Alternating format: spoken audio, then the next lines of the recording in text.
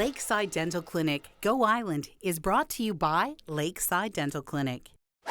You're watching Go Island Weekend Edition. I'm Annette Lucas, and today we're going to learn all about alternatives to having a green lawn. Yes, you too can have something as beautiful as this in your front yard, your backyard, wherever, and it's much better for the environment, especially when we're talking about saving those precious water systems throughout our region. Also on today's program, we're going to find out more about, there's a Dream Make-A-Wish Foundation for kids. There's also one for older people called the Dream On Wish Foundation that helps seniors. Jocelyn Matwee spoke with a woman who suffered a stroke 6 years ago. The foundation is helping her become more active again and enjoy swimming one more time. But first, you thought about bringing the in-laws to live with you in your house. Maybe you don't have enough room in your house. Maybe it's too small and you can't put that secondary suite in there. Maybe you've got a big backyard and you can put in a carriage house. Derek Johnstone learned all about those.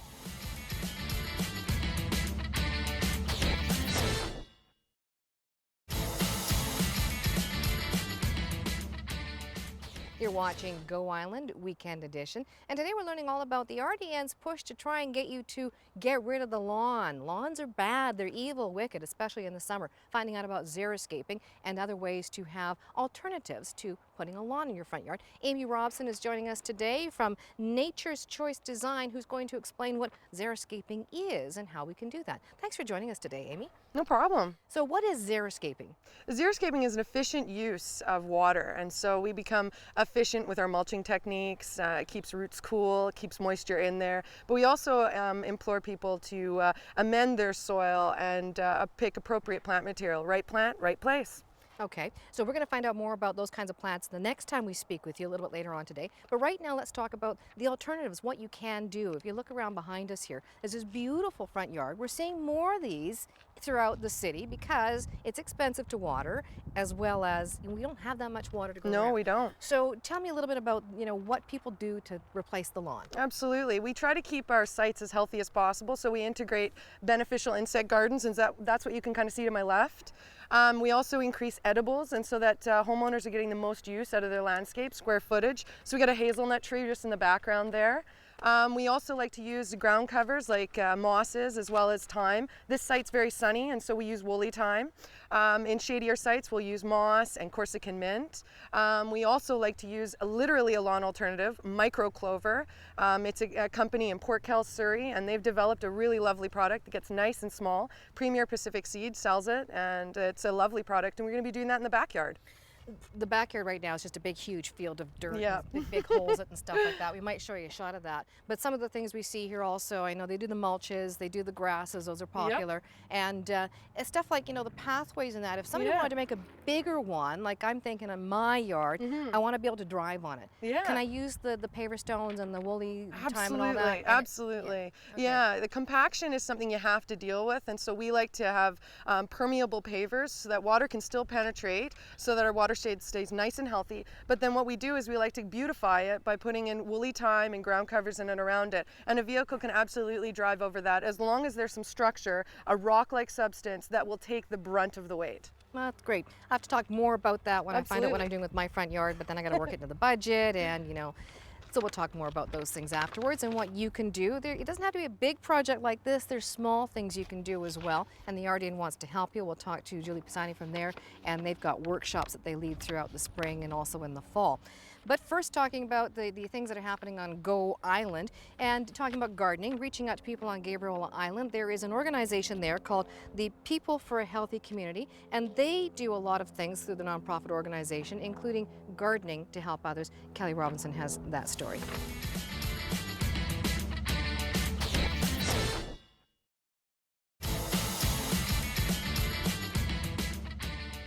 One of the biggest fundraisers for the People for Healthier Communities on Gabriola is the Gabriola Home and Garden Tour. It's a self-guided tour, and it's on June 22nd from 10 a.m. to 5 p.m. For tickets and information on how to find out where to go, you can look at their website, which is phcgabriola.org, or you can give them a phone call at 250-247-7558.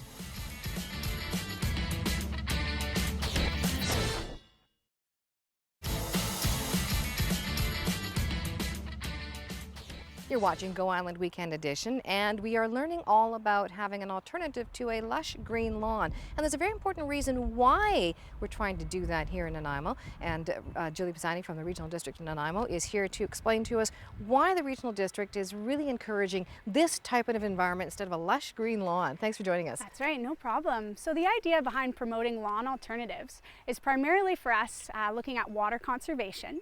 So when we have a landscape like this, it's more efficient with water use. The water that you apply can actually soak into the soil, very lush, rich soil here, and it can provide a habitat on top of that. So we consider something like this watershed friendly because it's efficient with water, and we also bring in the piece about chemical use. There's no chemical input on a landscape like this, whereas your lush green turf, you see a little bit more pesticide use, you see more fertilizer use, and that actually can end up in our streams, and that can affect human health as well as aquatic life health. So we're promoting landscapes that are good on water for quality and quantity reasons. Okay, now I know that because water is a precious source. We think we have lots of it here in BC. Well, in truth, we don't have a lot of it, and what we do have has got to be conserved. Now, the Regional District's been talking about this for a long time, the Team Water Smart, the watershed thing. What do you guys do to help people like me and the other homeowners here to learn about this? Right, so we have an education program with the Regional District of Nanaimo across the region, and it's called Team Water Smart. And with Team Water Smart, we go out into the community, we host workshops. For example, we had a workshop on lawn alternatives earlier this spring. We have a workshop on Saturday on living soil, lovely garden is what it's called, rainwater harvesting, things like that.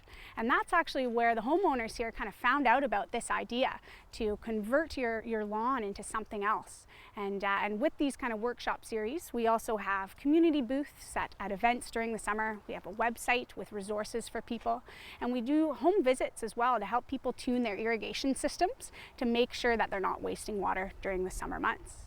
The key thing with water use in the summer is that that's when we have, of course, the least amount of precipitation. And that's when our streams are at the lowest flow as well. So we like to make the connection of what you do on your landscape at home impacts the streams. So if you have a low water use and chemical-free garden, that's going to promote healthy streams in our region. All right. Now, if you want information about those kinds of programs and when the workshops are, I know you have a lot of them in the spring, and then summertime's not as many, and then you've got stuff in the fall again. It's all on the RDN's website. That's rdn.bc.ca, and you just have to look for, what's the link on there? It's Team Water Smart. Perfect. All right. Thanks very much, Julie. Thanks, and Annette. I'll let people know more about how you can find out about water restrictions, everything else, a little bit later on in today's Go Island. Now, Father's Day is coming up pretty quick here. Kelly Robinson head out in the streets to find out from people what she could do for her father for Father's Day. Also, Big Summer Adventure, not Big Summer Adventure, Island RV adventures. Marjorie Greaves went underground. She checked out Horn Lake Caves. That's after Kelly Robinson's story.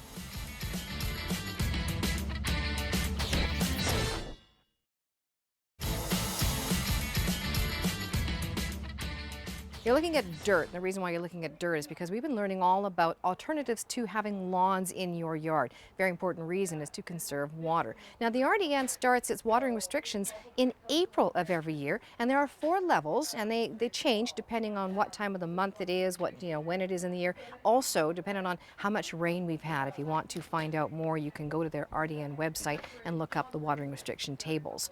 Now, talking about stories on Go Island Weekend Edition, there's a man in Cowichan Bay who's been baking for 10 years. He's proud of what he does, but he's also very proud of the fact that he's helped revitalize the community of Cowichan Bay. Paul Beilstein was there for that story. But first, Dan Kahn was asked to give up coffee for his health. Now he's being asked to give up sugar. Can he do it?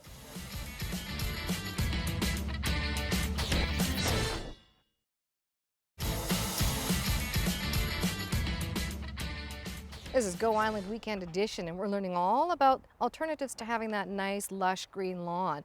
I'm not a lawn person, but some people are. But Amy's teaching us all about what kind of plants work, for deer resistance, as well as how to make it beautiful like this. So you talked about deer-resistant plants, Amy. Let me know what I can do in my yard. Absolutely. Herbs are always going to be your best friend. Oils, anything with richness in the foliage is going to stop deer from munching on it, mainly because they don't like the palate, the taste. Whereas hosta is like lettuce to them. And so they'll just level a hosta, no problem. So just to my right here, we have a plant called Nepeta. She's just full in bloom right now. Absolutely a stunner of a plant. Will flower right till the first frost. and the deer won't touch her. Now, thankfully, we don't have a deer problem here, but if we did, this plant would still look just as lovely. Okay. Now, I know that herbs, are a good favorite and stuff like that, but you've also got some trees here that making these edible landscapes as well as beautiful and lawnless. So show me the ones here that you can eat from. Sure. So just to my right here, we have a columnar apple. This one here is absolutely a stunner because she'll stay nice and narrow the entire duration of her life. And so this means that picking will be very easy. And so what you'll find is that we've created a little area here, a little island, so that it'll be optimal for picking and it won't harm the soil. Soil health is absolutely important to any landscape, and in xeriscaping it's even more important. So you'll find the trees really, really need that. So you've got a hazelnut here that also requires good soil. And then just behind it here is a PG hydrangea. Now this is absolutely a lovely stunner, and it also needs really good soil. So that's why we've elevated the entire landscape. Okay, so not having flat, even if you start off with flat, you can build it and make it more interesting. You've added the rocks, things like that. Now, people will be concerned about how hard it is to look after all of this. I mean, it looks beautiful, but I don't want to go in here and weed. Absolutely. So mulching is absolutely key for this. It keeps weeds at bay, it keeps roots cool, and it keeps that moisture, that very expensive water in the soil. And what's happening here is it's very windy today. That takes soil. We call it evaporation. It just lifts it and it's good, it's gone. And so that's your money. And so we like to protect our soil by mulching everywhere possible. So we have mulches like this. This is an excellent mulch. We use it for paths. It prevents compaction. Then we also have this fine fir mulch. And this is, as you can see, it's moist right in there and dry on the top. It's keeping all of that nice moisture in the soil. And to be honest, this stuff really is easy to weed because you're not getting tangled up in all that landscape fabric and everything else. Talking about places that might be tough to weed, Karen Elgesma takes a trip to Butchart Gardens, and she was there early this spring. Lots of tulips and early spring flowers, but you should go there, throughout the whole summer because it changes continuously, and she has more to say about that.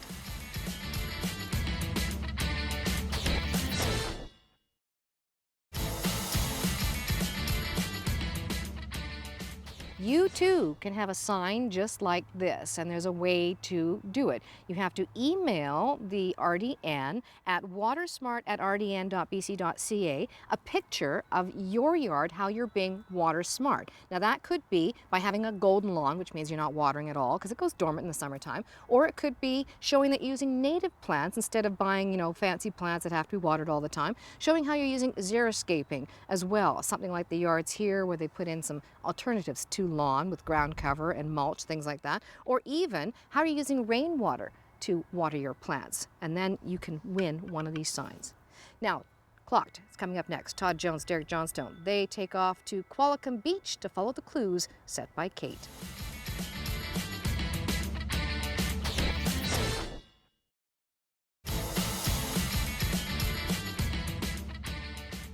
You've been watching Go Island Weekend Edition. Today we've learned all about lawn alternatives, how you too can have a beautiful yard like this and not use that precious resource called water. If you want to find out more information about that, the RDN has a couple of sites you can go to. One is teamwatersmart.ca. It links you to their workshop schedule where you can learn about doing this kind of stuff and everything to do about water conservation and your yard and how you can help the environment. And the other one, of course, is www.dwwp.ca, which is an overview of all of the different things we talked about today on Go Island Weekend Edition. Thanks for watching.